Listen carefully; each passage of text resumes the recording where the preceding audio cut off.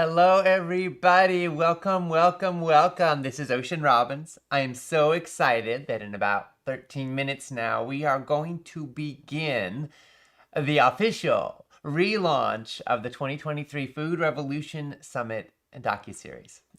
You're one of more than 100,000 people who are joining in right now in this summit relaunch and who are taking a stand for healthy, ethical, and sustainable food for all. Thousands and thousands of people are gathering from all around the world, and I want to take a moment right now to welcome you and to let you know, if you care about food, if you care about health, if you want to prevent illness, if you want to thrive in your life, if you want to make a difference on planet Earth, if you want your food choices to be aligned with your values, with what you love, with what you most want for your life and for your world, you're in the right place. If you want to make the healthiest possible choices that you can, even in the midst of all the challenges in the world, if you sometimes feel like we live in a toxic food culture and you want to do something better for yourself, for your family, for your world, you're in the right place.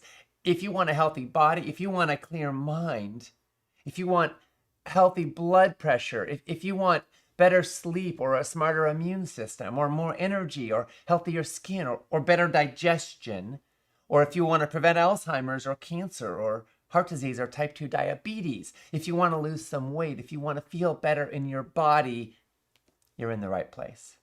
If you want to optimize your health so you have more bounce in your step, so you can thrive in your life, if you want to get stronger and more vital, you are so in the right place. And you're going to gain skills in this summit that are going to help you with all of this. We'll be officially starting the Food Revolution Summit in about 12 minutes here with the rolling of episode 1. I'm Ocean Robbins, and I'm welcoming you here as we go through this summit relaunch. Every day, we're going to be airing another episode from the Food Revolution Summit docuseries. We first aired this series in April. The response was phenomenal. So we're airing it again now, completely for free. And unless you choose to get the empowerment package, then you own it all for life. And every day throughout this series, for these 8 days, I'll be on live with you to share it all, to celebrate this journey with you, and of course, to answer lots of questions. As we go through the day, I encourage you, post and engage on the broadcast page. What are you hoping to get out of this summit? What does this mean to you? Why are you here? And as we watch the episodes, share your top takeaways, your aha moments, your breakthroughs, so others can engage as well. You can also respond to others people's comments. Let's make this social. Let's keep this connective. Now, I hope that what you find in this summit comforts and heartens and inspires you. And I also hope that it supports you in bringing your food choices into alignment with what it is you most want for your life and for your world. If you just joined us, we'll be starting the Food Revolution Summit docu-series with episode 1 in about 10 minutes now. And I'm Ocean Robbins, co-founder and CEO of Food Revolution Network, co-host of this summit, sharing some welcoming words. You know, people are gathering here from all around the world, and a lot of folks are already posting in the comment section on the broadcast page.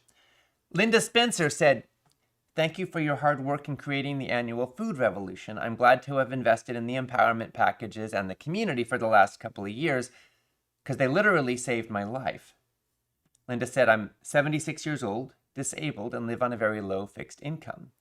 Before COVID-19 ever happened, I was already sick from every one of the comorbidities that predict COVID death. But during the pandemic, instead of dying, I experienced dramatic health improvements, even while friends and neighbors sickened and died. I'm alive now only because the food revolution got me started changing my entire lifestyle. I lost over 60 pounds. The diabetes and asthma are history. The pain that required narcotics is gone. My blood pressure is normal. The edema in my feet is nearly gone. I can stand up longer and exercise more. My balance has improved. I'm learning daily what helps and what hurts on this shaky path to wellness, while fighting a lifetime of bad habits and misinformation. I still have a long way to go, but my motto is progress, not perfection. Eating right's more important now than ever, but my budget for food and transportation doesn't cover recent higher prices. There never was more money for luxuries. Now I choose between necessities. To reduce the financial gap, I made friends with my neighbors, and we began to help each other change our gardening efforts, from flowers to expensive vegetables like kale, beets, peas, purple potatoes, squash, Jerusalem artichokes, raspberries, and herbs. Indoors, I'm growing warmer climate plants like ginger, turmeric, basil, rosemary, mince, and purple sweet potatoes. My neighbors and I are learning that we need each other, and poverty can enrich our lives in a whole new way. The food revolution started me on the path to better health even at my age. The empowerment packages help me remember through repetition the vast amount of information that motivates and guides me in the right direction.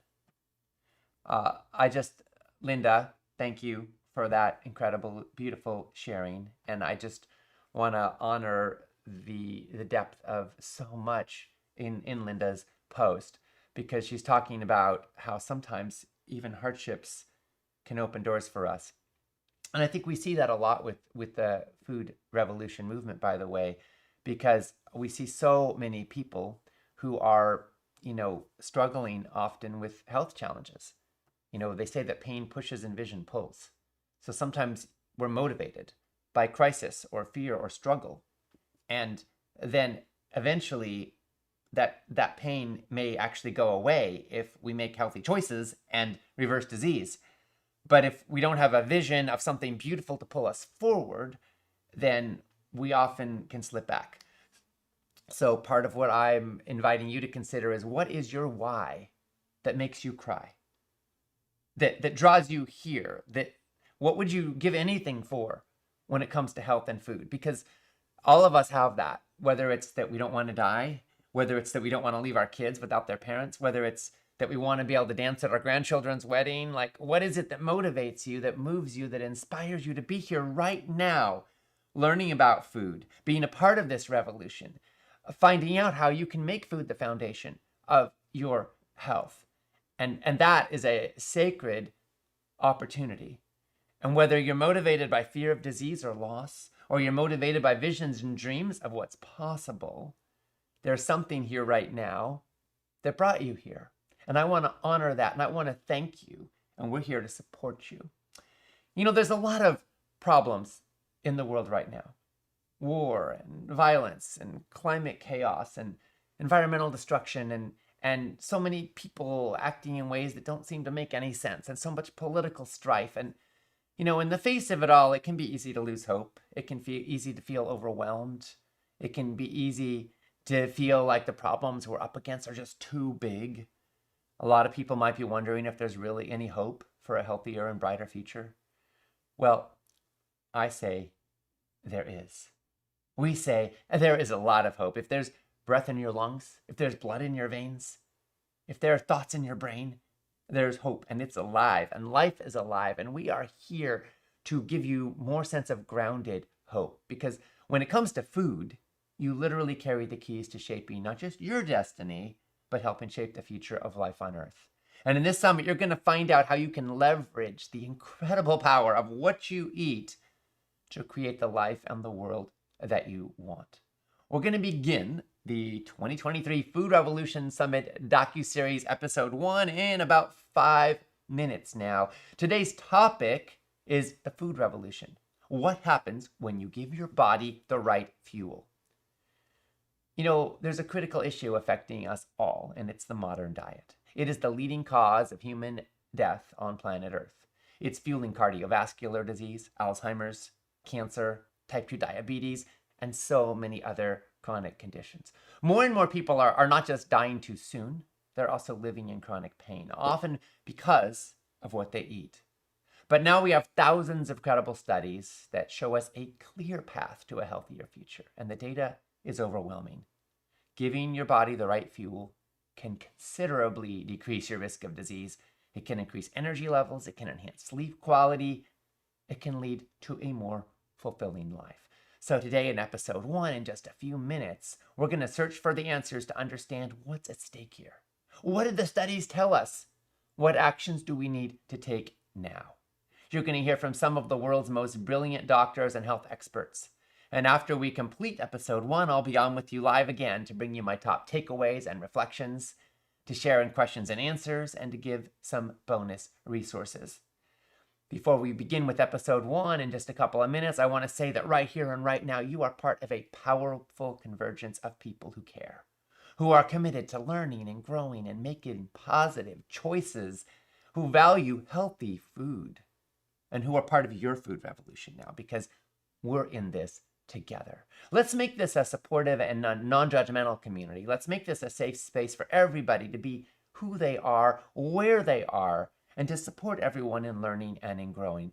Remember, we've got folks from all different faiths and political perspectives and regions of the world all coming together because everybody eats. And what we eat affects our bodies in profound ways. And we all want to learn together and get healthier together and make a positive difference together. We'll be starting the Food Revolution Summit episode 1 in just a few minutes now. I can hardly wait. Thousands of people have already gathered. And I want to invite you to go ahead and post an introduction of yourself in the comments thread on our broadcast page. You can say hello and share one thing you're hoping to get out of this summit.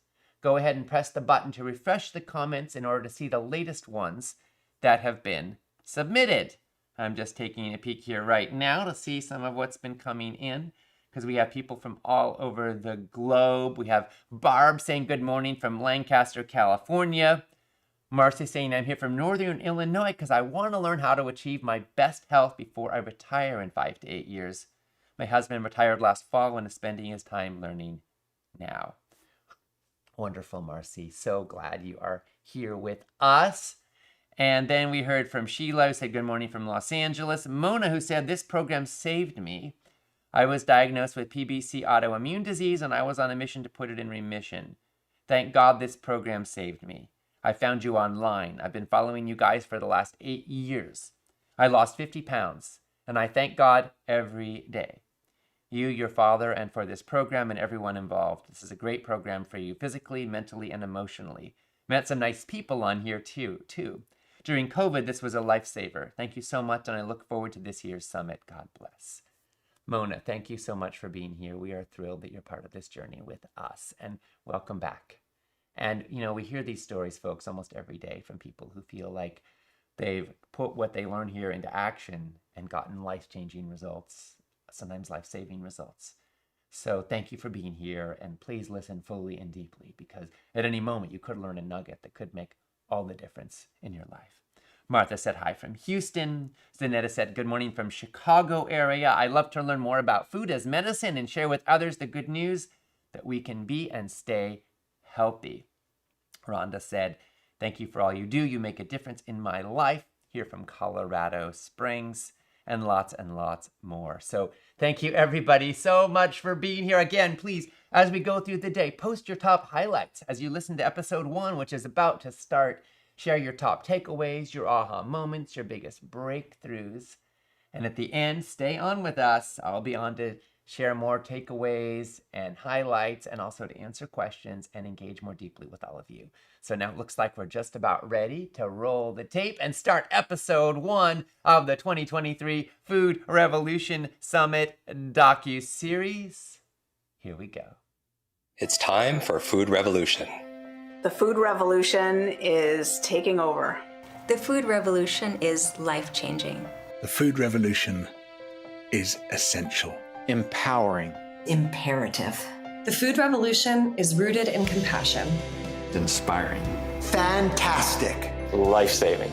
The food revolution is transformative. It's powerful, and it's much needed in this time. It's time for a food revolution. It is time for a food revolution. It's time for a food revolution.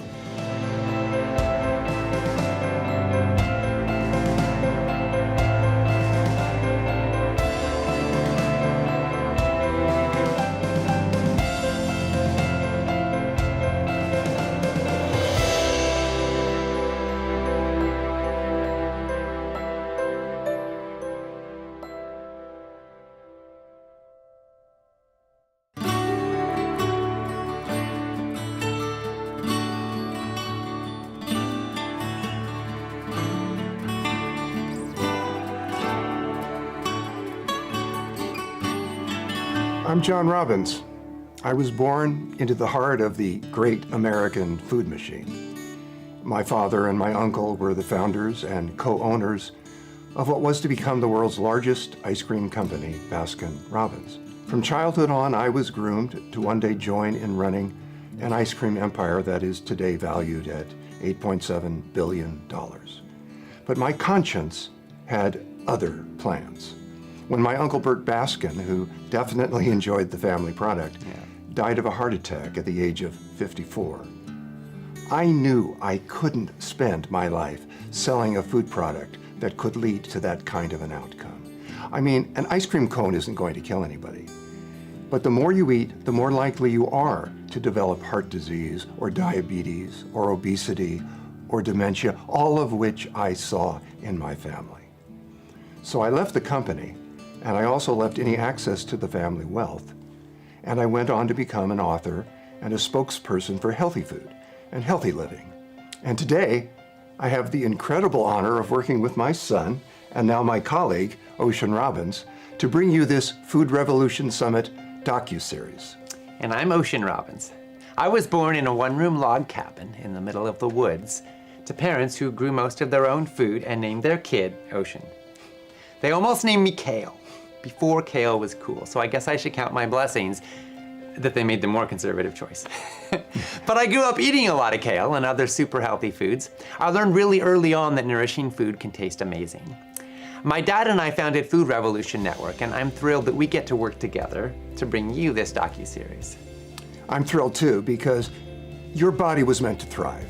It was exquisitely designed to recover from injury and from illness, to build strength, and to give you abundant energy for a long and healthy life. But something's gone really wrong. Today, almost half of the entire adult population of the United States has diabetes or prediabetes. 3 out of every 4 adults are overweight or obese. Illness and food allergies are skyrocketing amongst our kids. The average senior is on at least 5 prescription drugs, and rates of Alzheimer's are soaring. For the first time in history, more of us are sick than are healthy. What's causing this crisis? According to tens of thousands of studies published in peer-reviewed scientific and medical journals, the biggest single factor is the food on our plates. And that's actually great news, because it means that much of the power to reclaim your health lies in your own hands. Yes, and in this series, we're going to introduce you to 45 of the world's top food and health experts. These are the researchers, the authors, and the medical doctors who are on the front lines of understanding the science and promoting positive change. You're going to see us asking them to address the most urgent food and health topics of our times. Our goal is to clear up the confusion and to empower you with the wisdom that you need to make wise and healthy choices for yourself and for the people that you love most. In this first episode, we're going to look at how certain government and business interests are fueling the toxic food culture that is making so many of us sick, and at the lifestyle medicine revolution that's restoring hope and health to millions. We begin with a simple question. Why do we need a food revolution? We need a food revolution because food is the #1 cause of death in the United States.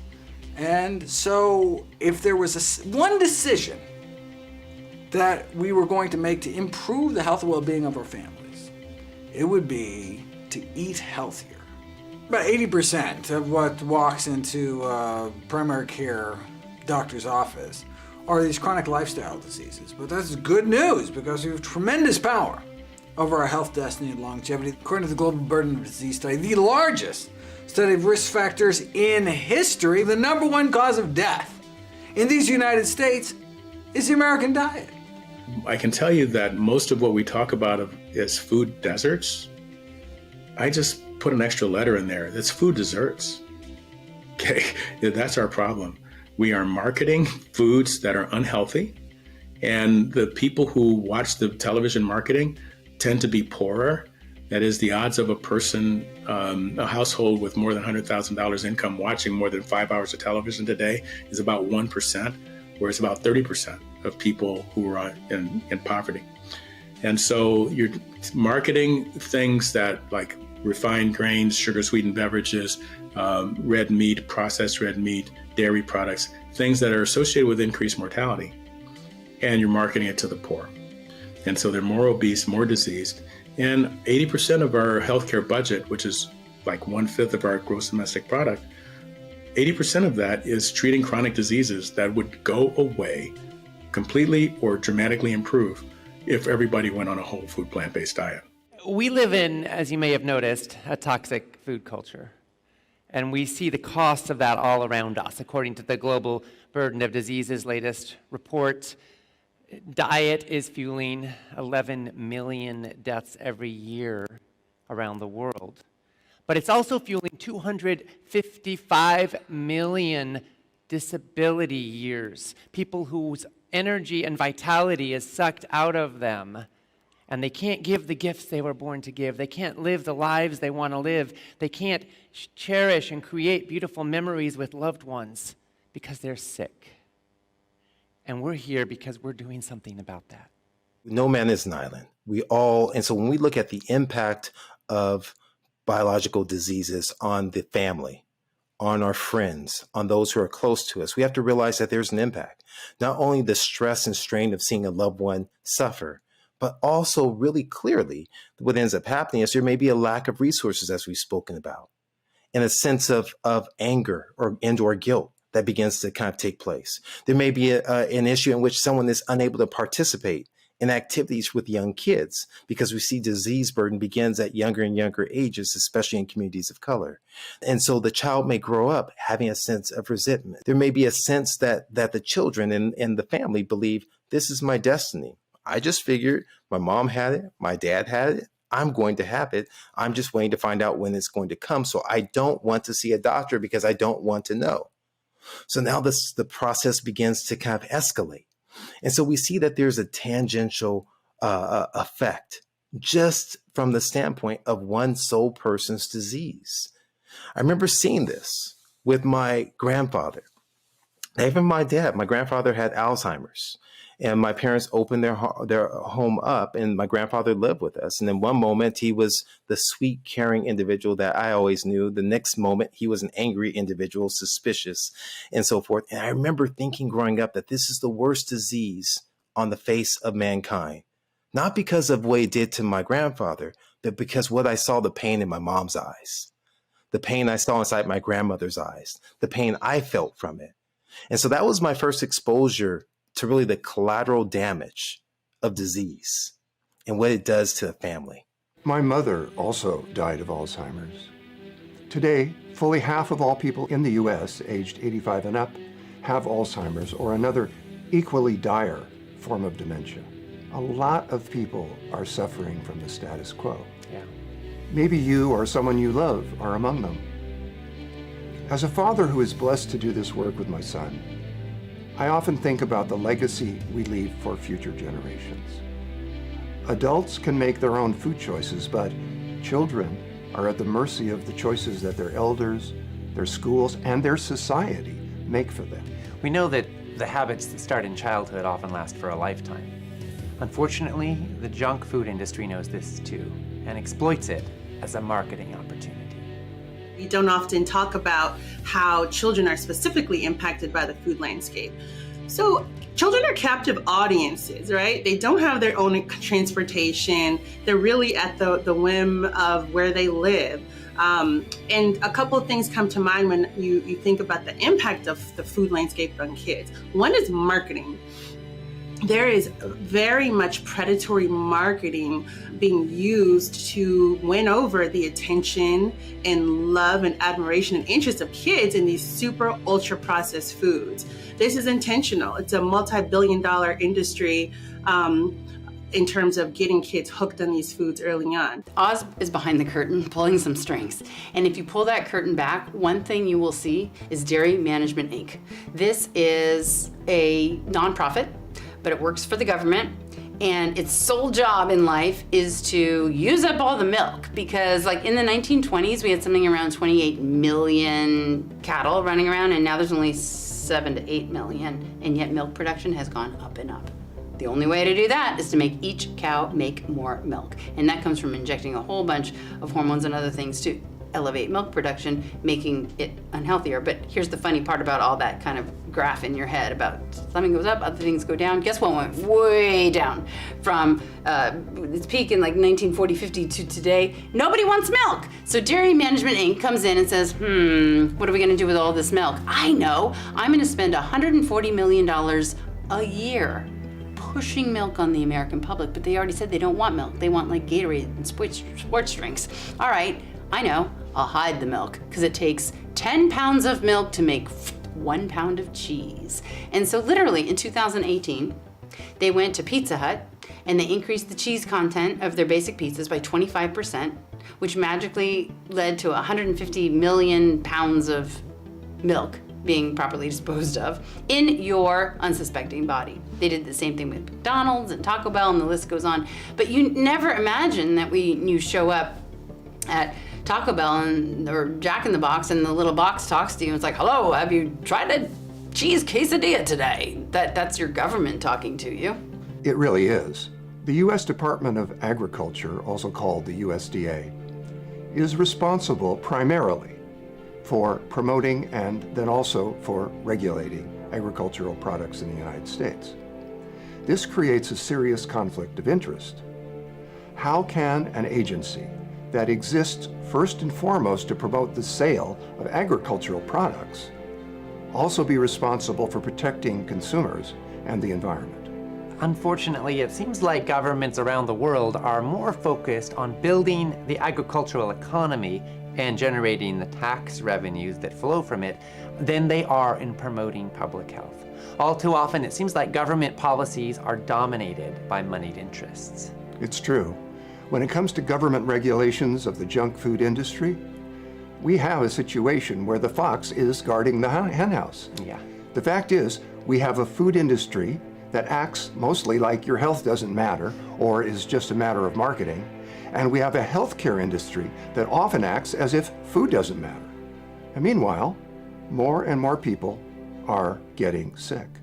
It's not really a healthcare system, it's a sick care system. If you look at the dollars, if you look at how money flows, it flows, again, towards procedures, it flows towards pharmaceutical companies. There's a lot of people that are actually not motivated to make people better. Hospital systems actually make their money when you're sick. Pharmaceuticals actually make their money when you're sick. So we, as a lifestyle medicine movement, have to start changing away. We have to start chipping away at that. We need it to be a actual healthcare system, not a sick care system. We need people to be coordinated, and we need our motivation to be coming from keeping people healthy, not dealing with them when they're sick. Even if people are not currently facing an immediate crisis, the cost of the status quo is overwhelming. 19% of our entire gross domestic product in the United States, every dollar spent on everything, is going to disease symptom management. $4 trillion last year. 80 to 90% of that could probably be prevented with changes in diet and lifestyle. The costs are overwhelming because we cannot afford to continue like this. 70% of our population is overweight or obese. Our kids are getting type 2 diabetes. And our current industrialized food system has become the most environmentally destructive force on the planet. We are destroying our forests so we can create grazing land for cattle and land on which we can grow feed for cattle. We are destroying the climate stability of future generations because we are creating so many emissions because of our agricultural practices. We're poisoning our land, we're depleting our topsoil. We're eroding the ability of future generations to have enough water to grow food, to feed their own families, because we're sucking water out of the aquifers at an completely unsustainable rate, primarily so that we can water land on which we're growing feed for livestock. So there is a crisis afoot that we're facing as individuals, as a society, as an economy, as a species, and as sentient beings on planet Earth. And I would say to you that the healing crisis we face is also a window of opportunity, and we are here to help usher forth that new possibility, to help create healing potential for human beings and for the future of life on this planet. And that is a profound responsibility and a profound opportunity, and we are in the right place at the right time to be agents of healing on this planet. Ocean, I love how you said in your speech that this crisis is an opportunity for everyone who cares about people and animals and the planet, because food is so central to all of these problems. It's an incredibly powerful lever of change, and that's what we're going to explore in the rest of this docuseries. Yes, thank you. Some of what we'll be talking about is heavy because the costs of the status quo are immense. With the Medicare system supposedly going bankrupt in the next few years, if we don't do something, that is, take even more money and allocate it toward that, or have a healthier population, I'm kind of telling people that, if they're not doing a whole food plant-based diet, they're not patriotic enough. Maybe that's a little going too far, but if they thought about it for a minute and thought about the economic impact of health and disease, maybe they would choose health. As bad as things are, that's how much better they could be with a change. But we also know that changing our habits, especially around food, can be difficult. Yeah. Understanding how we're wired can help us make those changes.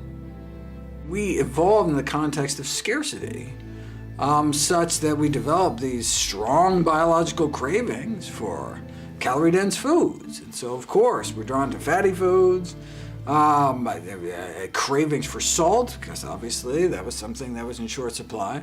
And the food industry just takes advantage of those natural biological impulses to then, to drive their hooks into us so we don't just eat one and unfortunately kind of use our own body against us to get us to eat crap. So, if you think that wellness is expensive, try illness. Both in its financial cost, but also in its life cost. So it's just actually more costly to be sick than it is to eat well. Especially if you're eating a predominantly whole food, plant-based diet, you're not eating a lot of processed foods. And so if you address the underlying cause of disease, you're not just affecting one health condition, you might be affecting 3 or 4 or 6. And so your diabetes may get better, your high blood pressure may get better, your arthritis may get better, you might come off of some of the mental health medications that you're on. So all those costs come down. The cost just in dollars is astronomical. Every year, the good old US of A spends $4 trillion with a T. I can't believe we're using those numbers on so-called health care, but the reality is most of it is disease care. These are diseases that we induce in our own bodies, largely by what we eat and how we live our lives. So we are talking about the big 6 horsemen of the apocalypse there: obesity, diabetes, clogged arteries, high blood pressure, a host of autoimmune diseases, etc. And when you say the costs, good 3/4, 2/3 to 3/4 of those $4 trillion are going to the care of those major diseases. But the cost to society, the days of work lost, the breadwinners of the family lost, the opportunity for kids to go to college, but medical debt has stolen away their educational futures. The cost is way beyond those $4 trillion. We're a poorer society as well as a sicker society due to our incredible, again, self-induced tsunami of diseases. $1 trillion here, $1 trillion there. Pretty soon it starts to add up to real money. Seriously, these numbers are so big, the economic costs of the status quo can be hard to even wrap our heads around. But these numbers translate into human lives, and often tragically. A study published in the American Journal of Public Health in 2019 found that 2/3 of all bankruptcies in the United States are related to medical issues, including medical bills and illness. If we want to live in a world where people can live in dignity and can have their basic needs met, then it is critical to recognize the enormous power of food to bring it about or to get in its way. Dr. Columbus Batiste is on a mission to empower everyone, regardless of the color of their skin or the economic background they come from, to have freedom from illness and the liberty that comes with health. He addresses the issue of implicit bias in the marketing of foods and in the healthcare industry as a whole. When we look at how bias and implicit and really overt bias affects the landscape, is we see that there are unfortunately targeted communities for certain food products, ultra processed foods. And so study after study after study has shown us that African Americans and Latinos are targeted exponentially in terms of programming, advertisement towards unhealthful foods. We see it as it relates to fast foods, sugary foods, sugar sweetened beverages on a regular basis. We see that there is targeting, specific intentional targeting as it relates to fast food establishments inside of communities of color. And not only that, but now advertising where it's saying, hey, listen, you can work here. We're bringing jobs in. And so you might say to yourself, well, how is that bias? That's just finances, right? And that's one of the aspects that I would define slave food as, is that it's the manipulation of nutrition for profit and for power. Implicit bias can take a lot of forms, including junk food companies deliberately targeting children and lower income communities with their advertising. Their intent is to get vulnerable populations hooked on their products for life. Yeah. And it can also show up within the medical profession itself. So implicit bias is really a situation in which it's an unconscious bias. You're not thinking about the fact that I'm assigning or prescribing a particular food pattern towards someone or a particular action towards someone is what tends to happen. And so what may occur on a healthcare level is that I may assume that because you look the way you look, perhaps color, perhaps gender, that you don't need or require this type of counseling as it relates to nutrition. Now, I give an example of this for myself. And so I remember one time being very busy inside of clinic. I had meetings, my clinic was overbooked, and I had projects I was working on, and they placed a patient. I rushed in the door to see this patient, right? And I had reviewed the information, and the patient appeared disheveled, a Caucasian male. His nails were dirty. And I looked at myself and I said to him, I blurted out, "You're gonna need to have surgery." And I went on and I looked down as I'm typing, not even looking at him. And I don't say this from a standpoint of pride. I say this from reality that we're all succumbing to this. And I made an assumption based off of looking at him that he would not even think about making a change as he smelled of smoke. I saw the packaging. He had a bottle of fast food beverage there. And he looked up at me and he said, "Doc, is there anything else I can do?"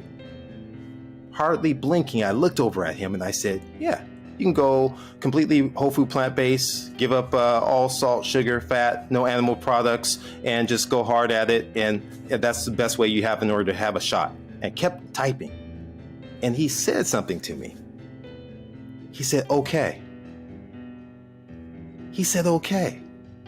I stopped in my tracks in that moment.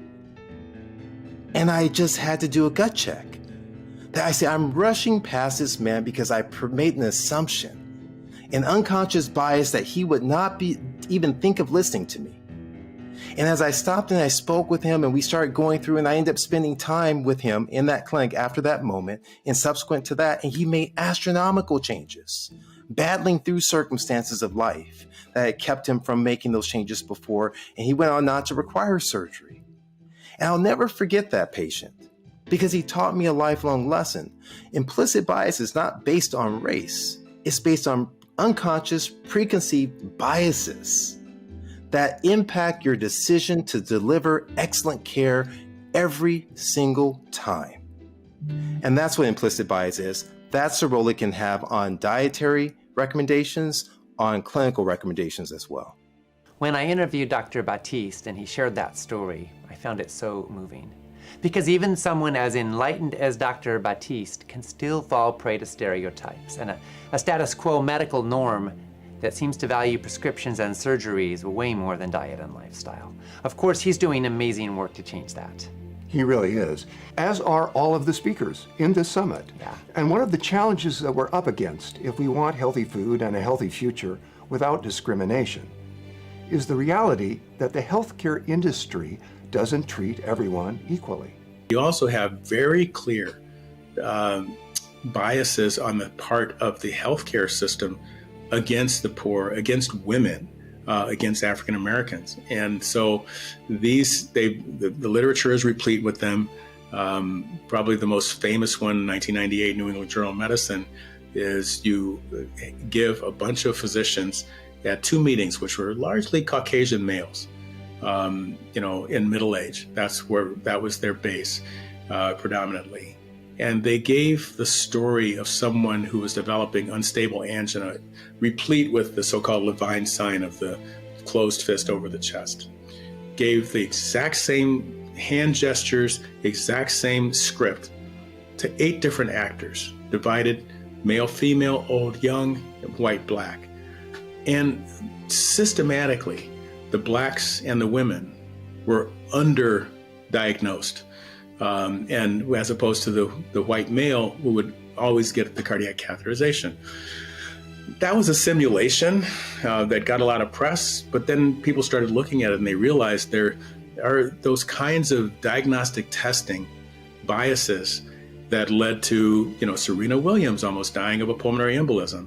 And that became a thing on television, and Miranda Bailey and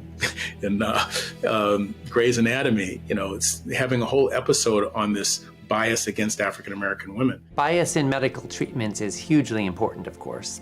And it's one of the reasons that rates of cardiovascular disease, Alzheimer's, type 2 diabetes, and pretty much every other major chronic condition of our times are higher in lower income communities.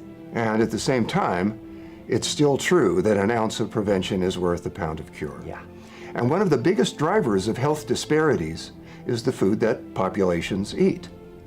So whether you're rich or poor and whatever the color of your skin, we all need food to survive, and we all need healthy food to thrive. Yes, and in fact, the less money that you have, the less easily you can absorb the costs of getting sick. So we all have a stake in learning how to make food the foundation of our health. The good news is, it's never too late to make a change and reap the benefits. There was a recent study published in the prestigious peer-reviewed journal PLOS Medicine. It found that shifting from a typical diet to an optimal diet, even as late as age 60, can still add 8 healthy years of life. And if you start earlier, you add even more years. And that leads us to the next question, which is what exactly is an optimal diet? It seems like if you ask 10 different experts, you're going to get 10 different answers. But is there really that much confusion among scientists, or is something else going on? So many people will say, one day you get a study showing one thing, bad fat is bad fat. The next day you get a study saying, we were all wrong. One day it's eggs are good, one day eggs are bad. I have to say that when I hear from people saying, how can we tease out the truth? My answer is, I feel your pain. These studies are often set up by industries that profit from the outcome, and they are going to do everything they can to be smarter than the average layperson is with regard to what the study results find. That said, what I can say is this. If there's a specific food product that seems to be benefiting from it, we might want to try to be aware of that fact. And the other thing is that vegetables really are good for you. Fruits really are good for you. You're not going to see a study coming out really saying that apples are poison. Whole grains are good for you. The bean group, our grandparents knew about it. Our parents might have forgotten, but those simple, healthy foods really are good for you. And that's an enduring fact that really research is not going to be pushing away. There are always different ways to slice and dice data. As someone eloquently put, if you torture statistics enough, they will confess to anything. So you can always manipulate it based on your bias. So one of the ways to avoid bias is to not have authors conducting studies that are paid to you kind of see that dairy wins, right? Despite all the confusion, there's actually a lot that most thoughtful researchers agree on.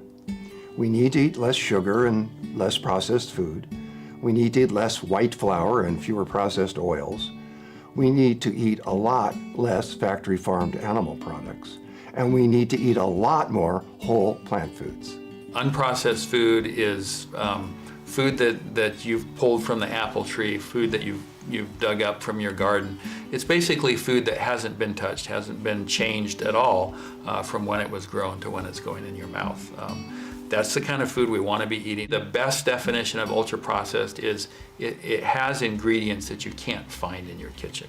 So if you're reading the label and there's chemical names there you've never heard of that chemical name before, then it's an ultra-processed food. So these are things that are made in factories. They're things that are really dangerous. We call them food, but they're not actually food. In the US, 60 to 70% of calories are from these ultra-processed foods. So it's terrible. I mean, this is what's literally killing us. Processed food, as far as I'm concerned, is defined as anything where they add something bad or take away something good. Carbohydrates are very abundant in the natural world. Okay, carbohydrates are one of the most abundant macronutrients in the natural world. You also find it in fruits that grow on trees. You find it in starchy vegetables that grow in the ground. You find it in whole grains. You find it in legumes, which are beans, peas, and lentils. Now, human beings have also taken carbohydrate-rich foods and make them taste even better. So a perfect example is taking sugar beets. You take the actual sugar beet itself, you put it through a refining process, and you end up with stuff called white table sugar, which is a white crystal. And that white crystal has 0 vitamins, 0 minerals, 0 fiber, 0 water, 0 antioxidants, and 0 phytochemicals. In addition to that, if you go to the middle of the grocery store, you'll find packaged and processed goods in every shape and color and size, whether they come from potato chips, or whether they come from noodles or crackers or cookies or pastas or brownies and cupcakes, you name it. All of these foods have gone through a refining process. Those foods are labeled as carbs. That's what people refer to them in the general verbiage. And the more of those refined carbohydrates you consume, the higher your LDL cholesterol can go, the more atherosclerotic your blood vessels can become, and the higher your risk for fatty liver disease can become. A lot of people, you may salt their foods before they even try it. Because it tastes good. It's almost numbed down, where at first maybe if 1 sprinkle of salt was good enough for a while, now I need 2 shakes of salt, and then I need 3 shakes of salt, and it becomes almost like an addiction where we need more and more and more. So salt can drive inflammation. Salt clearly, as most people know, drives high blood pressure. When you eat sugar as a food, I'm not talking about a half a teaspoon of maple syrup in your tea. That's the proper use as a flavoring, and no one will get in trouble with that. But when you eat a piece of coffee cake or a candy bar or a vegan donut, you're eating a chunk of sugar as a food. It was never meant to be eaten as a food. And when that happens, when you eat a big chunk of sugar, it floods through your bloodstream. And so flooding the body with sugar is really destructive. Whole fruits don't do this. When you eat a mango, you don't have to worry about that. Much gentler sugars, mostly water. It comes with vitamins and minerals that oxidize it. I want people to run away when they think about eating something sweet. But again, have it packaged in the form that nature provided for us there. If you don't know the ingredients that are in the food, read the back, read the ingredients, read the label. Don't go to the front of the package. The front of the package looks all great. Go to the back of the package, and if you don't know what those ingredients are, question whether it's good for your body. It seems like almost every day we're learning more about the extraordinary complexity and wisdom of the human body. And almost every day we're learning more about how powerful food can be to harm us or to heal us. Modern nutritional science sets us free from fear and allows us to live our life with confidence and hope and happiness and joy. And we can live, because we know that heart attacks and strokes don't have to happen. And we know that cancer doesn't have to happen. So we live without fear, and we live with the intellectual joy of appreciating the miraculous self-healing wonder of food, of real food grown in native and healthy soils. So I'm saying here that getting back to nature, protecting and having our connectivity with nature, the beauty of the bok choy and the broccoli and the berries and the passion fruit and the peaches and the beauty of the peach on the tree that grows from the soil and the ground, and this idea of our connectivity with the natural world, and realizing that protecting the planet and protecting the goodness of the earth is the same thing as protecting ourselves, our community, our family, and future generations. Nutrition works with the marvelous numbers of all kinds of nutrients depending on circumstances. We eat the food, and then in our body, it's handled in a way through digestion, absorption, metabolism, etc. it's handled in this marvelous way of Mother Nature. What I'm saying is that if we eat the right food, turn to nature, let her manage the affairs, and she will figure out how to do it. It's just an amazing concept, I think. I get excited about it. A movement is growing in the medical community to heal patients with diet and lifestyle rather than meeting every problem with drugs and surgeries. It's called lifestyle medicine. So what is lifestyle medicine? Here's what some top practitioners say. So I define it in terms of being an evidence-based therapeutic lifestyles to help to prevent, treat, and reverse chronic disease using the 6 pillars. So the 6 pillars are predominantly whole food, plant-based nutrition, physical activity, stress management, sleep, adequate sleep, avoidance of risky substances, and positive social connections. Yeah, lifestyle medicine is using lifestyle changes not only to help prevent disease, which we all know, but to treat and often even reverse its progression. We've been able to use these very high-tech, state-of-the-art scientific measures to prove how simple lifestyle changes can not only help prevent, but often reverse the progression of the most common and costly chronic diseases. These are things like we showed for the first time that heart disease could be reversed. And at the time, it was thought that once you had heart disease, it could only get worse. At best, you could slow down the rate at which you got worse. And we found that when you make big changes in a lot of things at the same time, that there's a synergy that comes. And we found that these same lifestyle changes over time could affect a wide variety of these conditions. And you mentioned several of them: high blood pressure, high cholesterol levels, type 2 diabetes, which half the population today is diabetic or pre-diabetic. We found that when you change your lifestyle, it changes your gene expression, turning on the genes that keep us healthy, turning off the genes that cause us to get sick. We published a series of studies with Elizabeth Blackburn, who got the Nobel Prize for discovering telomeres, the ends of our chromosomes that regulate cellular aging. As our telomeres get shorter, our lives get shorter. And we found that when people made these same lifestyle changes, that their telomeres actually got longer, showing that lifestyle changes may reverse the progression of aging. I was trained to view all these as different diseases, different diagnoses, and different treatments, and yet they all share the same underlying biological mechanisms, things like chronic inflammation, oxidative stress, overstimulation of the sympathetic nervous system during times of stress, changes in the microbiome, the 100 trillion cells that live in our gut, in telomeres, and gene expression, and angiogenesis, and so on. I saw that there was so much needless suffering. People suffering with asthma, lupus, psoriasis, heart attacks, diabetes, amputations, kidney failure, dialysis, all these things that are a result of nutritional ignorance. Changing people's nutrition, nutritional excellence, lifestyle medicine, and intervening through nutritional methods is still the most effective way that people can get well, recover, and prevent disease at the same time. So it's by far the most powerful tool we have to keep people healthy around the modern world, and I'm tremendously passionate about helping people, both preventing these tragedies that never had to occur and affording people the opportunity to get well. So I want to make people at least aware. So when they're living a healthy lifestyle, they know that they have control of their health destiny and that it's not just luck. We're not trying to blame people who get cancer or blame people that are overweight. We want to show people love, affection, goodwill, care, but we're not showing them care and goodwill, and we're not showing them love if we're lying to them. I believe what I've seen through the years is that lifestyle medicine really is about life. It's about adding vibrancy and vitality, not only to individuals and families and communities, but lifestyle medicine to me really expands into this kind of global community and world that we're essentially stewarding for the next generation. I define functional medicine as a system of healthcare where we look at the body as a set of functions, right? Functional medicine. And when we evaluate people for their symptoms, for their illnesses, we're not just looking to define a condition and put them in a box. We're really looking at what's disrupted in the function of the body and how can we go in and change that function to be optimal. And the way we do that is usually through specific lifestyle practices, food, and nutrients. Western medicine is terrible at disease prevention.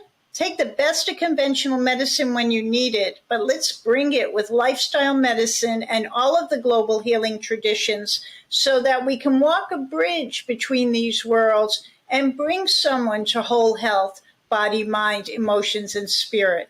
So now in my toolbox, instead of just having drugs in my toolbox, I have things like nutrition, and I have ways to help people to sleep, to stay physically active, to transform their stress response, whether it's through TM meditation, mindfulness, Tai Chi, getting out in nature. I have more tools in my toolbox now as an integrative cardiologist than I ever had as a conventional cardiologist.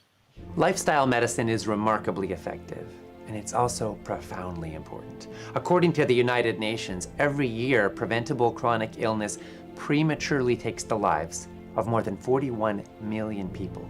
And I want to emphasize here this word preventable, because most of the chronic diseases that are threatening our lives and taking our loved ones might be something we could do something about. The evidence shows that the number one factor that can bend the odds in our favor is the food on our plates. Credible researchers tell us that with a healthy diet and lifestyle, we can prevent at least 80% of all cardiovascular disease and 90% of type 2 diabetes. And dietary intervention alone has been shown to reduce rates of Alzheimer's by 53%. With all that we're learning about the power of food and lifestyle to prevent disease and to help us to thrive, why don't more doctors promote healthy eating to their patients? In many cases, it's because they just don't know. In fact, in all their years of medical training, the average physician receives less than 3 days of coursework on nutrition. And most of that focuses on diseases like scurvy and beriberi that are due to specific nutrient deficiencies, not on how to help patients eat better so they can live healthy lives. I love how you put it. A doctor who doesn't know about food is kind of like a firefighter who doesn't know about water. So why aren't doctors learning about nutrition in medical school? I think there's at least 3 factors. One, again, it's just simply not taught. Generation after generation of physicians go all the way through their 4 years. It's never really mentioned. And so it's easy just to let it slip by. Oh, genetics, that's why he's sitting in front of us with these diseases. Second, nutrition is not respected as a hard science, it's a sissy science. Oh, nutrition, send him to the dietitian, she'll give him a 2,000 calorie diet. Don't bother me, I'm up in the operating room doing real medicine. Yeah, doctor, but what are you doing up in that operating room? You're dealing with the infections and the infarctions and the amputations from what your patients are eating. These diseases could largely be reversed if you send your patient to the plant-based dietitian, let her get them on a proper diet. You'll see most of these diseases reverse. And third, probably most embarrassing, is the doctors are eating the same stuff themselves. In the hospital cafeteria, they're eating their burgers and their pizza. They go out and become wealthy physicians. They're eating their T-bone steaks and their lobster thermidor. They're not going to tell their patients don't eat this if they're eating it themselves. Again, I'm very grateful for modern pharmaceuticals, man. When you got a pneumonia, you want an antibiotic that works. I think the pharmaceutical folks have a lot to do in shaping the curriculum about what is really going to be taught in those med schools. So there's some hidden forces, should I say, the meat and dairy industry has something to do with it, and possibly. So there's external commercial forces that also shape that. So why aren't doctors taught about nutrition? All of the above, and probably a few more I haven't mentioned. As traditionally trained allopathic doctor, I was trained to identify disease, utilize a differential diagnosis to come up with the best diagnosis, which leads to an algorithmic approach of treatment, really designed on the management of the disease impacts that I'm seeing. It did not teach me to ask the important question, where did the disease actually come from? The body was meant to be healthy. Its natural state is health. And so I believe, kind of a different model of healthcare is what can I do to augment the body's natural systems, to turn back on, to reboot, to be revived in order to begin healing itself. I've been so impressed as I've continued to look at the research and begin to understand the complexity of the body's systems, this beautiful, wonderful system with 37,000 billion chemical reactions occurring every second. And it's been incredibly humble because I recognize that I'm only here as a physician to really support this incredible complexity of the body, to do what it was naturally designed to do, which was to be healthy and to survive. So what's the healthiest diet for most people in practice? Based on the latest studies and research, what should we actually be eating? I think the healthiest diet for most people is a whole foods plant-based diet, essentially a vegetarian or vegan diet. Fruits, vegetables, whole grains, legumes, soy products, as close as possible to as they come in nature. Low in fat, low in sugar and refined carbs. It's the easiest. It's the way that people ate for many, many years before they could afford to eat as much fat and sugar and salt and animal protein as we do. And it was the way that people ate before all these chronic diseases became so epidemic. Plant-based means mostly plants. It means a diet of mostly plants. It can be an exclusively plant-based diet or a vegan diet, or it can be a mostly plant, kind of plant predominant, lacto-ovo vegetarian diet. But it's really also a flexitarian diet or a pescatarian diet or a semi-vegetarian diet, or even a diet that's similar to what the people of the blue zones are eating, where they eat sort of mostly plants. And there's actually no definition that's written in stone. We don't say if you eat 80% of your calories from plants, you're plant-based. Generally, any diet that's mostly plants is considered a plant-based diet. I would say there are three main factors or three main areas of interest that draw people in this direction. And one is health. And where health is concerned, it seems to be that people who develop a chronic disease or are at high risk for chronic disease get interested in plant-based because we have such powerful evidence that plant-based diets reduce the risk of chronic disease. And even for people that already have chronic disease, it really helps to treat, or in some cases, even reverse chronic disease.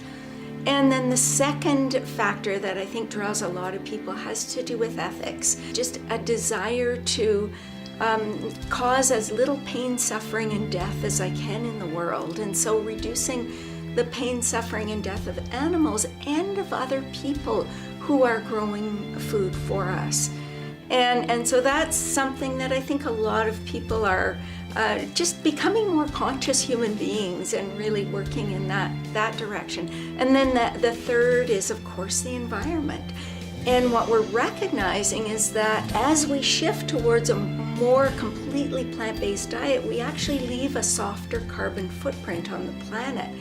It means consuming a variety of plant-based foods in their whole form or close to their whole form, consuming the rainbow, different colored fruits and vegetables, and not leaving out, certain things. Like, for example, there's a lot of thought now that maybe nuts and seeds and avocados, that these foods that have whole fats, maybe we shouldn't eat them. But actually the science on that now is very clear, that these foods contain essential nutrients. And of course, we should be consuming nuts and seeds in moderation, but these are also important foods. So it's consuming the range of a plant-based diet and all the varied colors, the different parts of the plant, and staying away from substantial amounts of refined ingredients. Now that we know what we're talking about when we say plant-based, what are the benefits of eating this way? When you think about a whole food plant-based diet and you think about the way it changes everything in the human body, it increases longevity and it reduces our risk of almost every chronic disease. Heart disease, diabetes, many cancers, gallbladder disease, diverticular disease, kidney disease, sleep apnea. I mean, the list goes on. Our risk of overweight and obesity, all of those things are reduced by a whole food plant-based diet. And the reason why is that whole food plant-based diets are high in the nutrients and the dietary factors that are protective to health, like fiber and phytochemicals and antioxidants and sterols and stanols and prebiotics that feed the gut microbiome. and they're low in the factors that are associated with increased risk of disease, like saturated fat. What we know is that there are several drivers of chronic disease. So, dysbiosis or an unhealthy gut microbiome. The best way to support a healthy gut microbiome is to eat more high-fiber plant foods. Lipotoxicity, which means, you're storing fat in places that fat's not meant to be stored, like your liver and your pancreas and your muscle tissue. And as you gain weight and you get more, eat more saturated fat and refined foods, you end up storing fat in those places it shouldn't be stored, and that drives insulin resistance.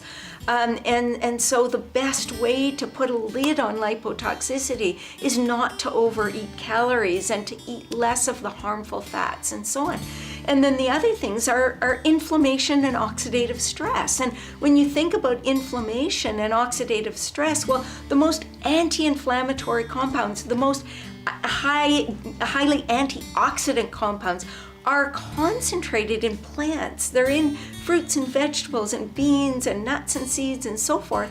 And so it makes sense, you're putting a lid on all of these drivers of chronic disease, that you're reducing risk dramatically. For a lot of people, the biggest challenge isn't knowing what to do, it's doing what they know.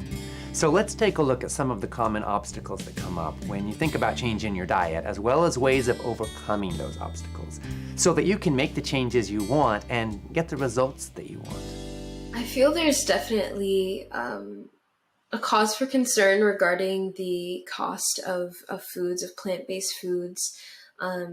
It's a challenge for many across the country to access fresh fruits and vegetables, ingredients that are nourishing. And so in consideration of this, I think it's important to really bring plant-based eating back down to what it is at its core, which is just whole foods and really simple foods that are just packed with nutrients and things that are going to power you through. And so with that, I think there's an important piece to remembering that veganism is not just the next new veggie burger that tastes like a beef burger or eggs that aren't eggs, but really when we're initially engaging in a plant-based diet and doing so on a budget or with little access, look to the simple things. So even canned foods like beans, canned vegetables, if that is the route that you need to take, I think that's a great place to start for incorporating more plant-based foods. It's important to know that there are many different levels of and access points for plant-based eating, but continuing to remember that many of the most delicious plant-based meals are made with the basics and essentials that you can mostly find at your common grocery store. But there are many inequities within our food system as well that make it very challenging for people to access the foods that they need. And it's really unfortunate and something that I'm grateful for advocates who are really on the ground, providing food access, starting urban gardens, and really bringing what needs to be there, providing these nourishing foods for the communities that need them. How do you overcome the barriers in a social setting where people may actually take offense and feel unloved, or that you don't want to receive their love if you don't eat the foods they make you? Sometimes my clients will say to me that they are afraid of offending people or letting them down when they don't eat the food they made for them.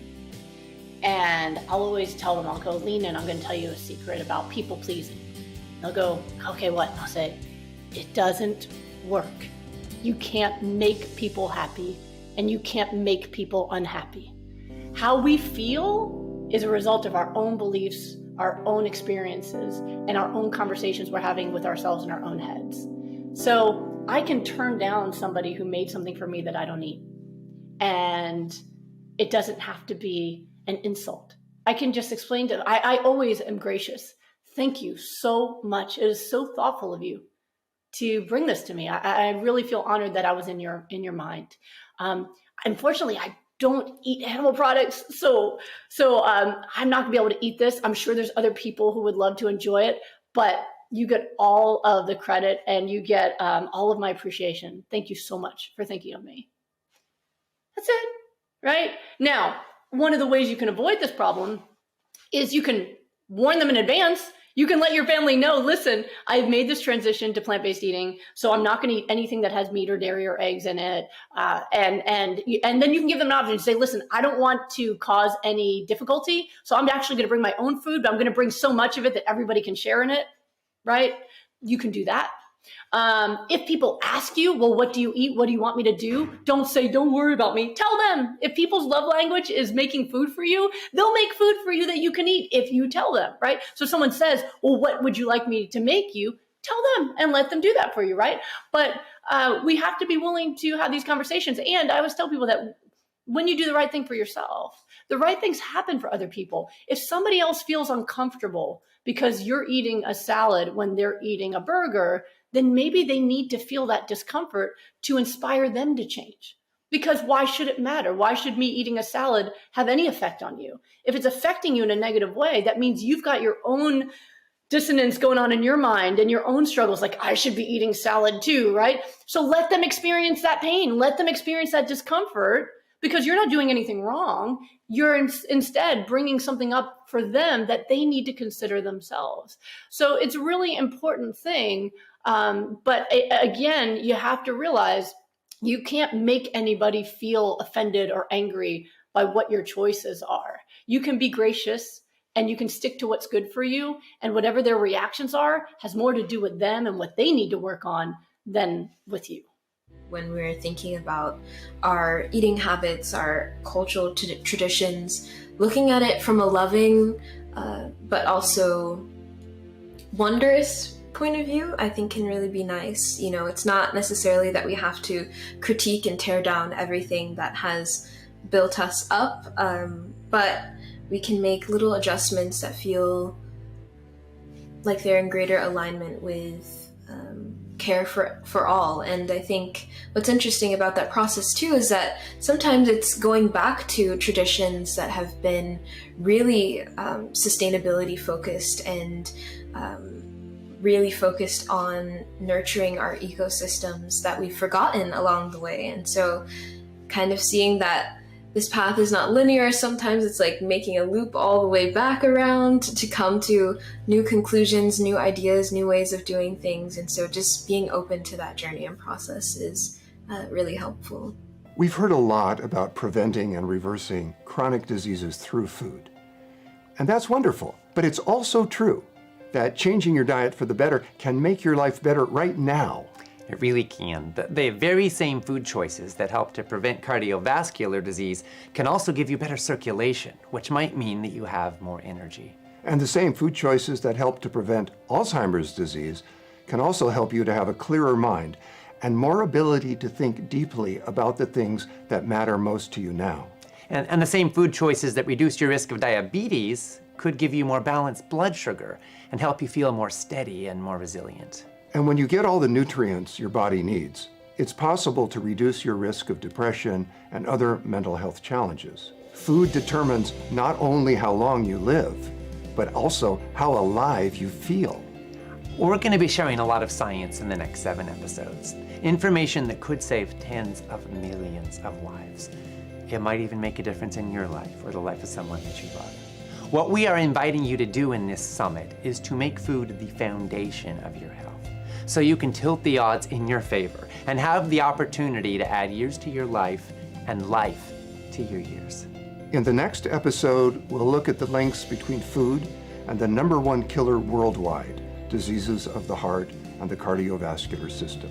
We'll look at how your heart works and at how you can take steps to dramatically decrease your odds of heart disease while increasing circulation and aliveness to every cell in your body. It's time for a food revolution.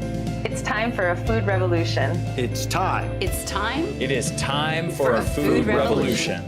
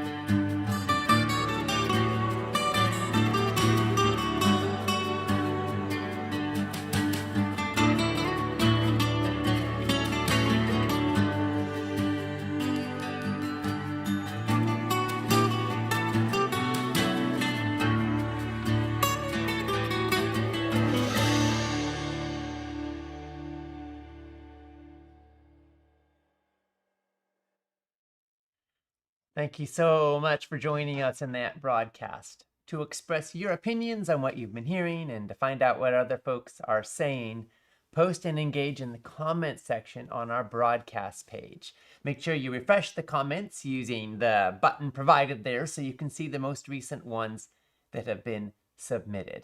And there are a lot of comments pouring in from people all over the world. So now I'm going to share some of them and I'm going to answer some questions, give away some prizes. Also, we'll be introducing our 3 recipes of the day. So Dory Phillips said, good morning from Utah. Thank you, Ocean, for all the work you and your dad continue to do. I have the attention of our congressmen here in Utah now. I provided them all with The Need to Grow, and they're finally getting it. That's so wonderful, Dory. For those who don't know, The Need to Grow is a film that I served as executive producer for, and Food Revolution Network shares that on our website. If you go to grow.foodrevolution.org, you can see it. It's about restorative agriculture and food and how we can use food and technologies that are developing now to better support a healthy future for life on this planet. It's an amazing film. And Dory, thank you so much for sharing it with your members of Congress in Utah. Lil said, good morning, everyone. This is my second FRN Summit docuseries, and I am so excited to be here. I need motivation again. Thank you, Lil. Yes, you know, we live in a toxic food culture where sometimes it feels like you're being fined for wearing your seatbelt. You've got to work extra hard just to do the right thing, just to eat real, wholesome, healthy food for yourself and your family. In that context, we really need each other. We need resources and support to help us to keep going, to get re-inspired, to remember what's really true. Because all around us, toxic food, added sugars, and hyper-processed foods, and factory-farmed animal products, they're normalized, they're mainstreamized, they're subsidized, they're advertised. And in that context, it can be really tough to go upstream sometimes. But when you get support, when you get re-inspired, you discover how powerful food can be, and you also get this kind of wind at your back. And I hope this summit is a wind at your back to help you on your path, to help you thrive. Because here's the good news. When you do build healthy habits, it gets easier and easier to do the right thing. And over time, you get groups, and you don't have to fight or struggle. It becomes natural. It becomes the path of least resistance. That's the foods that are in your fridge. Like any skill, like learning an instrument or learning a language, healthy eating takes some practice, but it does get easier and more familiar. And over time, you'll learn to fall in love with the foods that love you back. Gail de la Puente said, hi, Ocean and John. I loved this summit so much the first time. I'm back for a second round.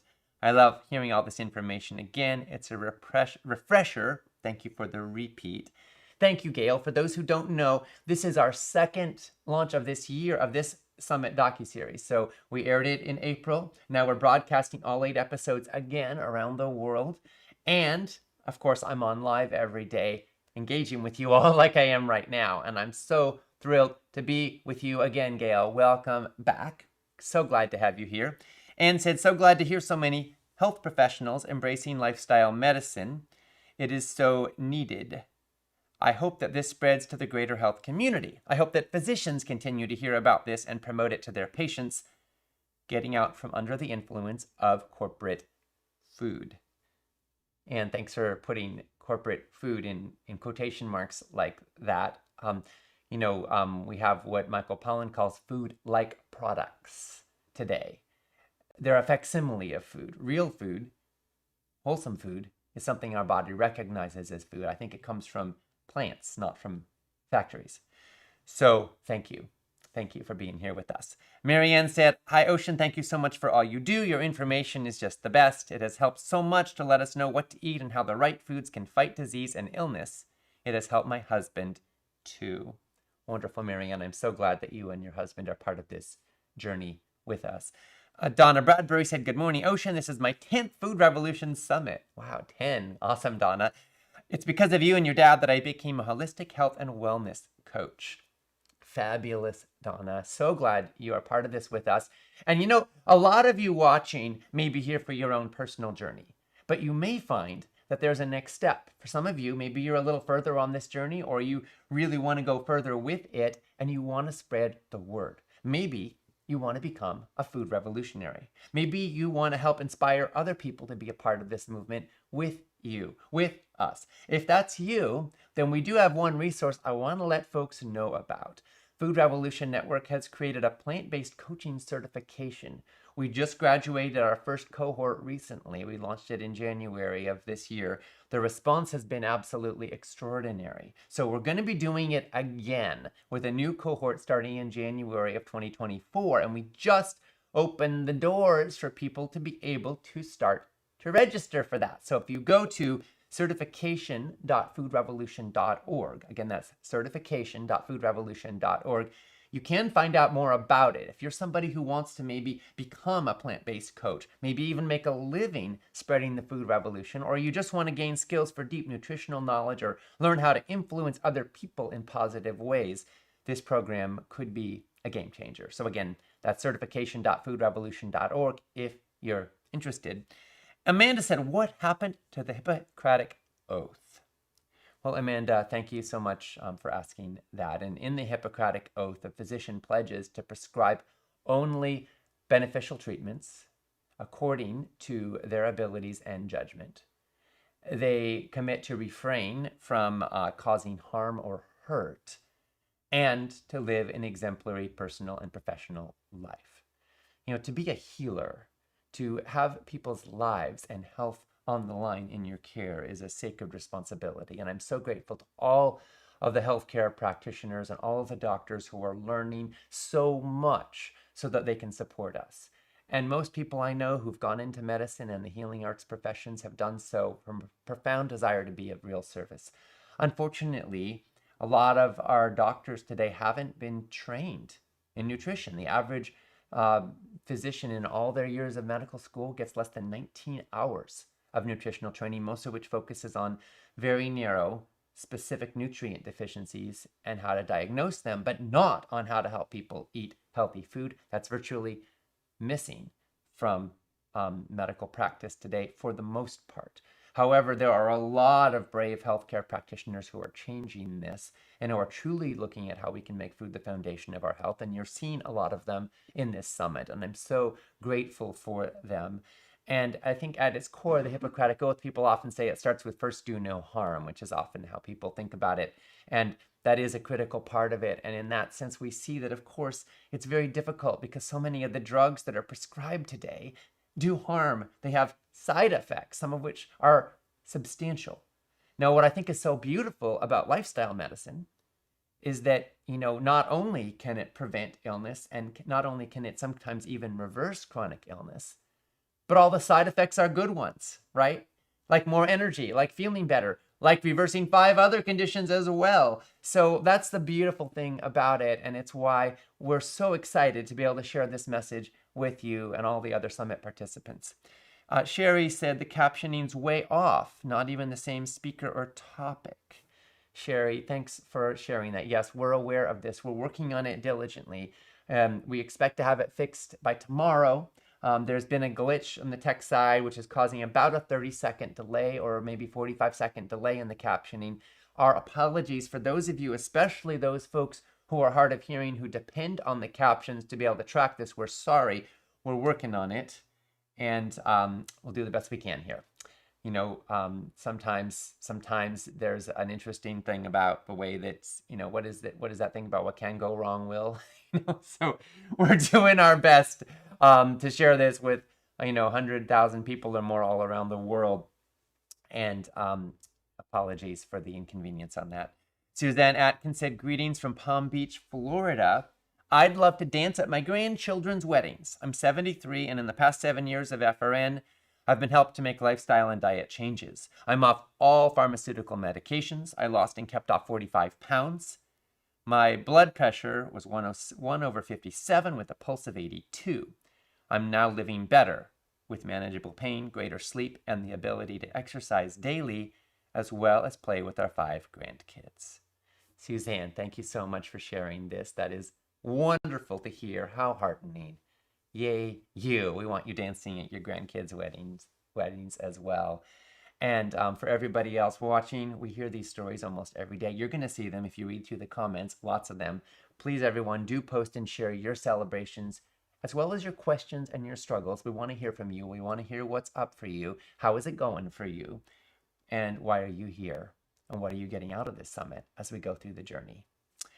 We heard from Rhonda Shapiro. Thank you for all you do, Ocean. You make such a difference in my life. Here from Colorado Springs.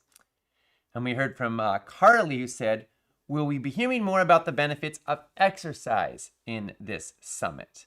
Well, thank you so much, Carly, for asking about that. Yes, we will. And, we'll be touching on all the pillars of lifestyle medicine, but our main focus, of course, is on food. And that said, I want to talk a little bit right now about the benefits of exercise because they're huge. Research consistently sings the praises of regular physical activity, and we see huge benefits for body and for mind. And studies show us that we need some of both of aerobic exercise that gets your blood pumping and gets you out of breath, like walking or jogging or cycling or playing sports activities. We also benefit from strength training, which gets your muscles stronger. And so that can be things like push-ups and pull-ups and using weights and bands and lots of different tools to build that muscle strength. So and this is kind of a dynamic duo, aerobic and strength training that works hand in hand, and it builds muscle, it enhances cardiovascular health, it improves mental well-being. And if you add in flexibility and balance workouts, then that can help in preventing injuries and promoting a full range of motion and supporting joint health. And by the way, the more strength training you do and even the more aerobic exercise you do, the more important some stretching can be so that your muscles don't get tightened up. Keeping that flexibility can keep you limber and mobile. And when you mix it all up, all these different forms of exercise, and when you practice listening to your body and learning from its wisdom, you can create a pathway towards more vibrant health and embrace the more joyous rhythms of an active life. Exercise can also make you feel good. Now, here's a tip about exercise, though. It does take building some momentum. So for a lot of people, you got to start where you are.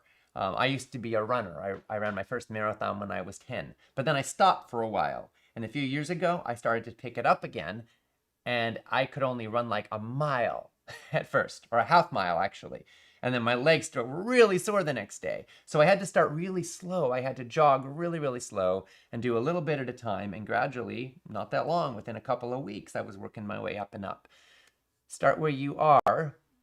Be kind and listen to your body. Don't overdo it on the first day. And lean in more and more and more with any new form of physical activity. And the best forms of exercise are the ones you will do. So find something you enjoy. If you enjoy putting on some music and dancing with headphones or rocking out while you're doing the dishes, that's great. Maybe you can find somebody that do stuff with, because we find studies show that when you have an exercise partner, there's more accountability, whether it's playing tennis or going for hikes or whatever it is you can do together. That can be awesome. And also then you're meeting your need for social connection and love, which is also one of the pillars of lifestyle medicine. So lots of ways to do it. If you dance, if you play sports, if you walk, if you jog, find what works for you. Swimming's great, low impact on the body. So many wonderful options to move that beautiful body of yours and get flowing in life and building strength too.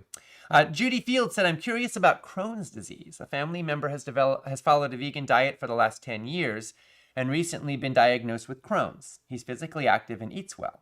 A lifetime of medication appears to be his only hope moving forward. Any ideas on this? Well, Judy, thank you for asking. That's a challenging diagnosis for sure.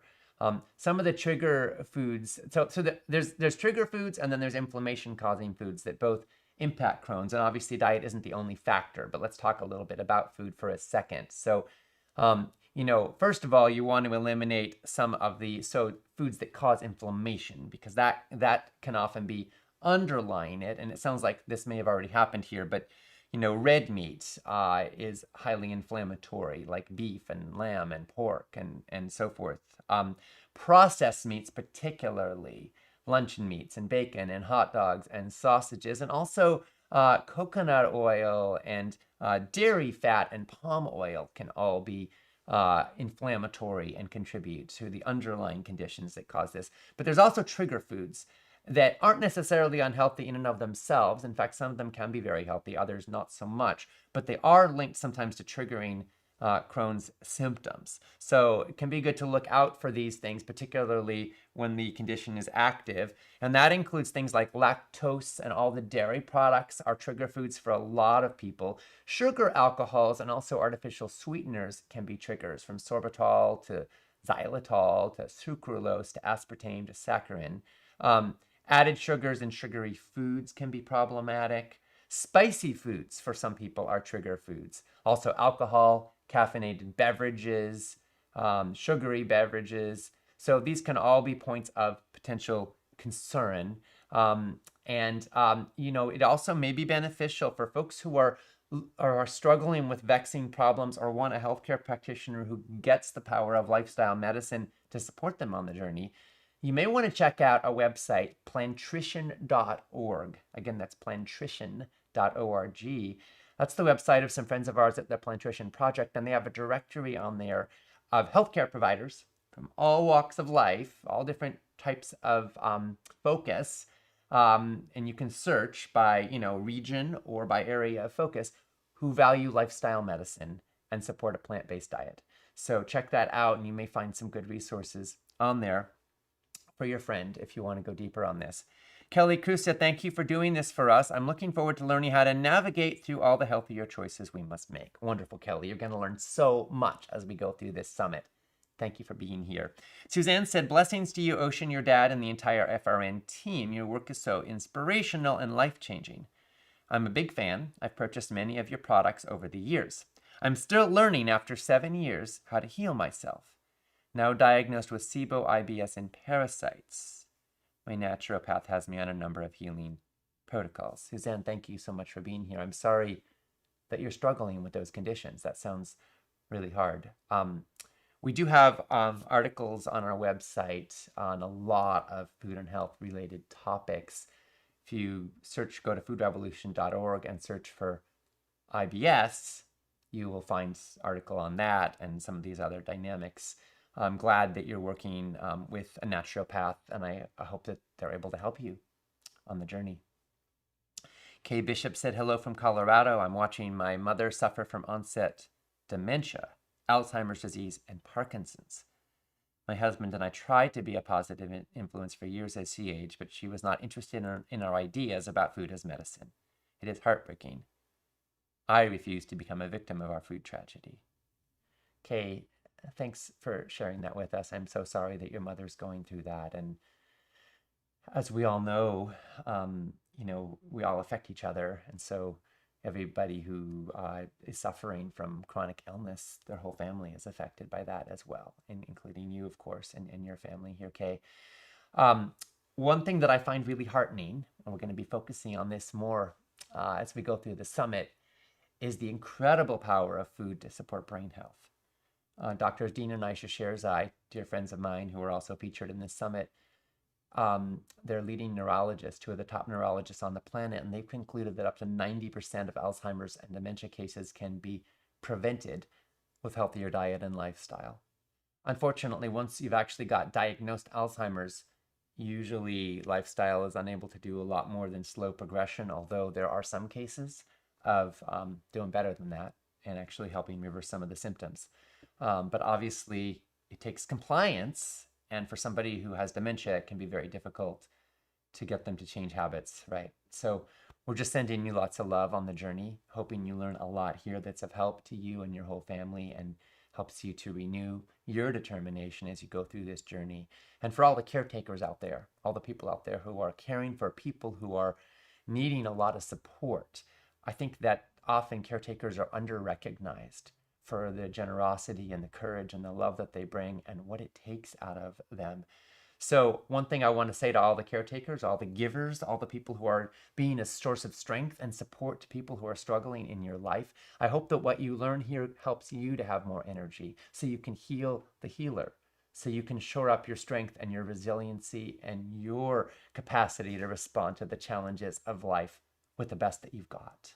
And we just send you, Kay, so much love and support and strength in the journey.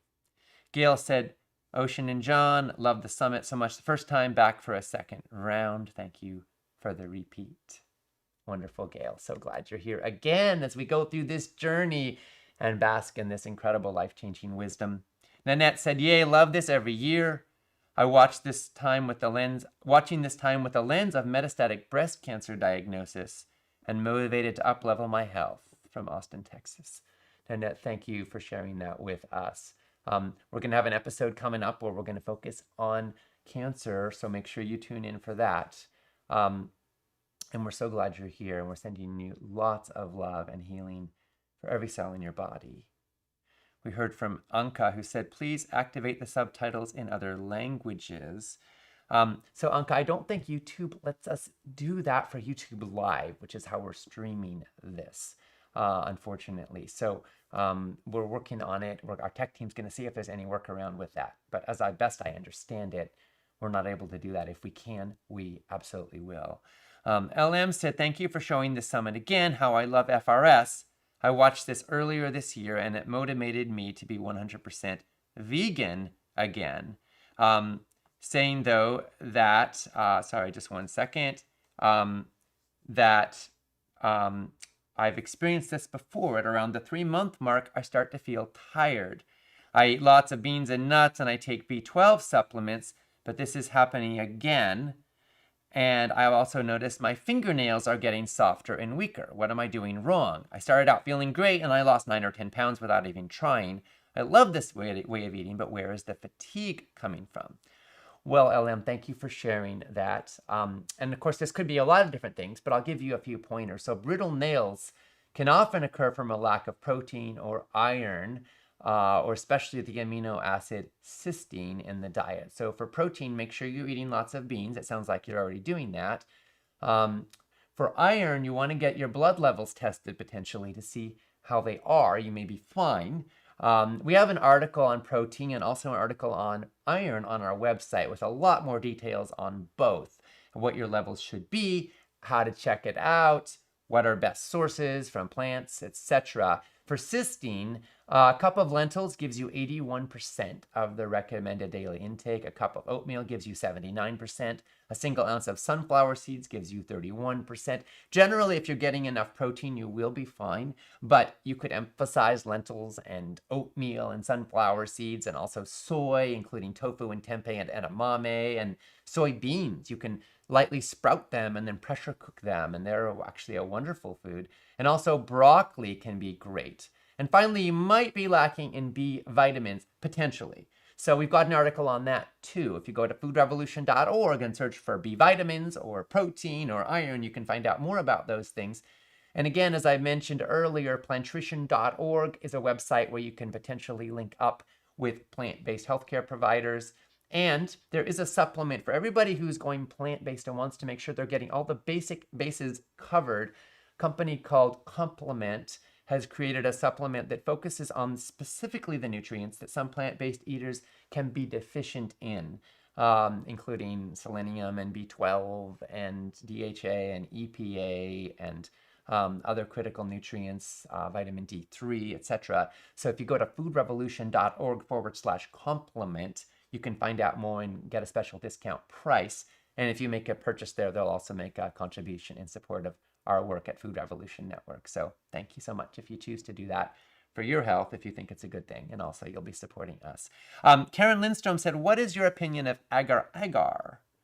Well, Karen, thanks for asking. You know, honestly, it's not something I've looked into a whole lot. It's a seaweed. It's a thickener. I don't think it's super healthy. It doesn't really have a lot going for it, but is it problematic? I'm not aware of any research saying it's problematic. I think if you're looking for a thickener, it may be one of your better options. There is some problematic research out there on carrageenan.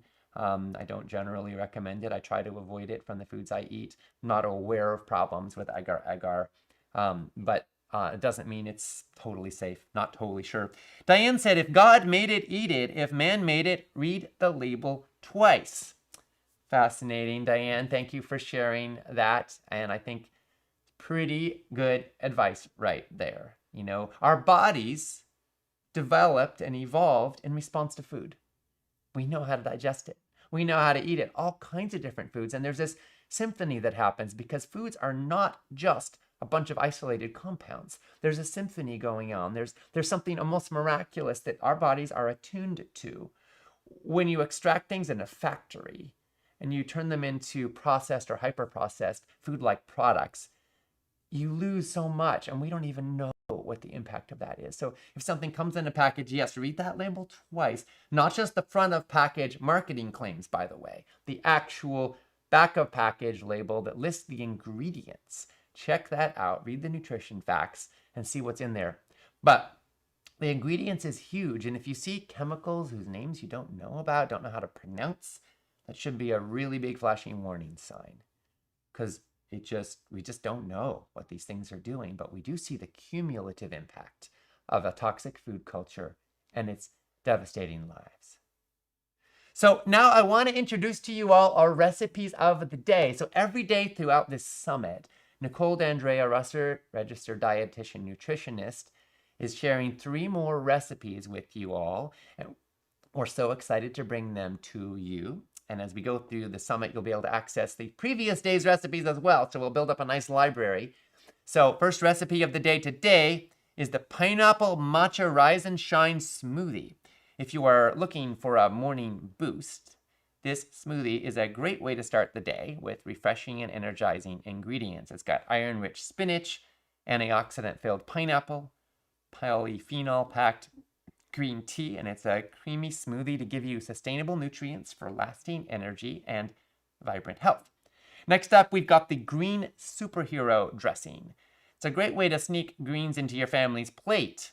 Spinach and avocado make a powerhouse duo and provide a vibrant and rich green color with loads of plant nutrients. And this dressing is a delicious way to add a creamy dip, or you can drizzle it on top of your favorite salad or grain bowl. And then there's the Goddess Rainbow Kale Salad.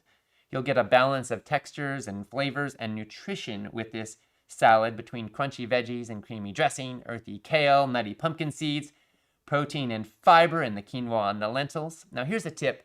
Make the salad the day before you plan to enjoy it for even more bursts of flavor. Unlike other leafy greens, it gets better overnight because the kale, unlike other leafy greens that can wilt and get soggy, I should say, kale is hardy, so it gets better overnight when it marinates with the dressing. All right, so we're nearing the end of the day, and I want to share another comment here from Ann Thompson, who said, I'm from Powell River, BC, Canada, and I want to reverse my type 2 diabetes, diabetic retinopathy, or diabetic neuropathy, chronic pain, and chronic health issues. I'm whole foods plant-based but not consistent about it. I'm a gardener and I have a goal of growing my own food. Well, Anne, thank you so much for sharing all of that. And we're sorry that you're struggling with type 2 diabetes and diabetic neuropathy and chronic pain and all the other issues that you're dealing with. We want to support you. We want to make it easier for you to thrive. So we're going to be gifting you with an empowerment package.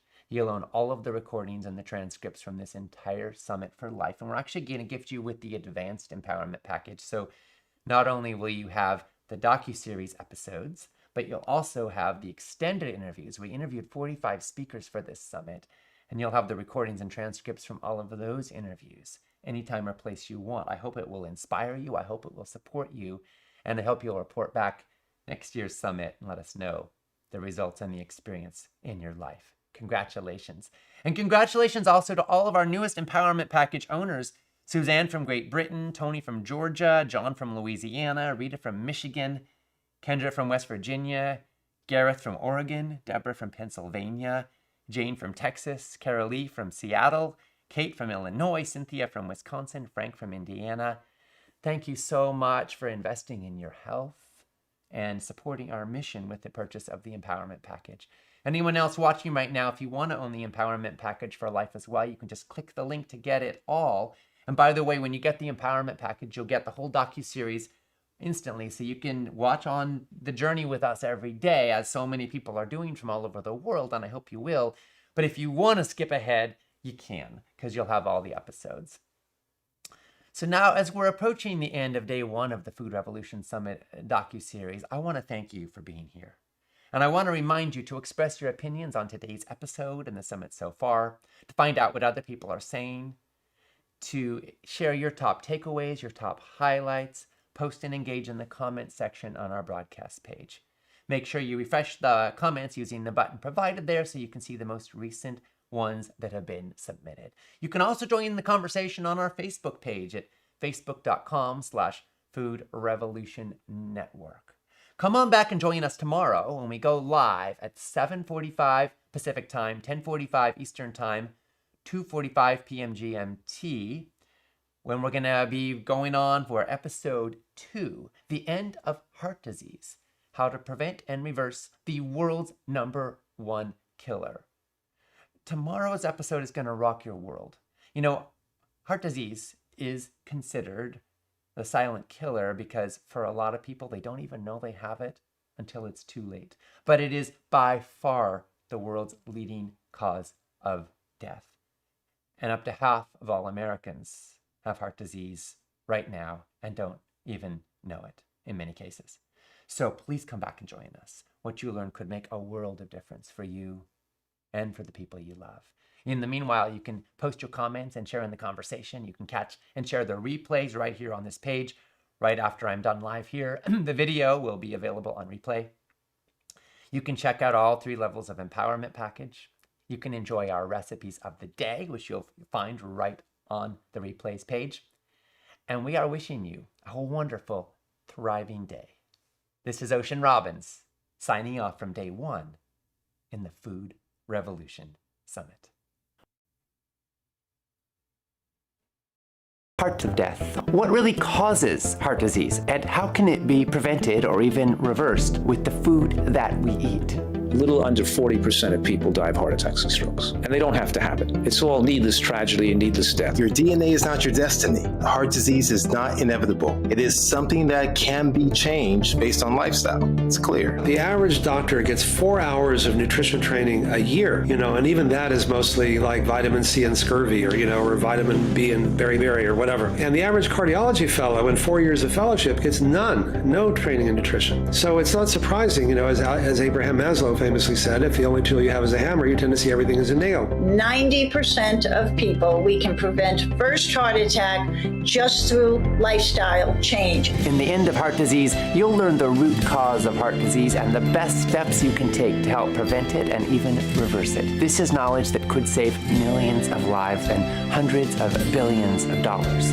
Buckle your seatbelt because this episode is going to rock your world. Let's do this. Our mission is healthy, ethical, and sustainable food for everyone who eats. We want kids to learn about healthy food in school. We want doctors to learn how nutrition impacts health in medical school. We want the routine use of antibiotics banned from factory farms. We want a world where everyone, regardless of their ethnic or economic background, has knowledge of and access to healthy food for their family. We want a world in which heart disease, cancer, Alzheimer's, obesity, and diabetes are rare, and in which vibrant health is the status quo. We're spreading the word and standing for change. And with every empowerment package purchased, we make a donation to Trees for the Future, enabling them to plant an organic fruit or nut tree in a low-income community. Join this movement and support this mission